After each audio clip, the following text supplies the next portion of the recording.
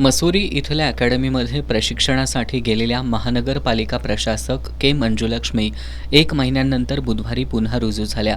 रुजू झाल्यानंतर लगेचच त्यांनी आयुक्त कार्यालयामध्ये विविध विभागांच्या कामांचा आणि वसुलीचा आढावा घेतला.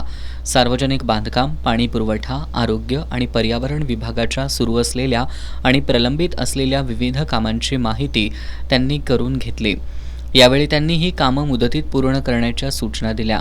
केशवराव भोसले नाट्यगृहाच्या दुसऱ्या टप्प्यातील कामाचा प्रस्ताव हेरिटेज कमिटीसमोर सादर करा. सरस्वती टॉकीज शेजारील पार्किंगचं काम पूर्णत्वास आल्यानं या ठिकाणी जानेवारी अखेर पार्किंग सुरू करण्याचं नियोजन. पर्यटकांसाठी दिशादर्शक बोर्ड लावण्याच्या सूचना त्यांनी शहर अभियंत्यांना दिल्या. घरपाळा, पाणीपुरवठा, नगररचना, इस्टेट, परवाना या विभागांची मागील सन 2023 ते 2024 आणि 2024 ते 2025ची वसुलीचा त्यांनी माहिती घेतली. जे विभागांची मागील वर्षीपेक्षा कमी वसुली आहे त्यांना या महिन्यात वसुलीत वाढ करण्याच्या सूचना त्यांनी दिल्या.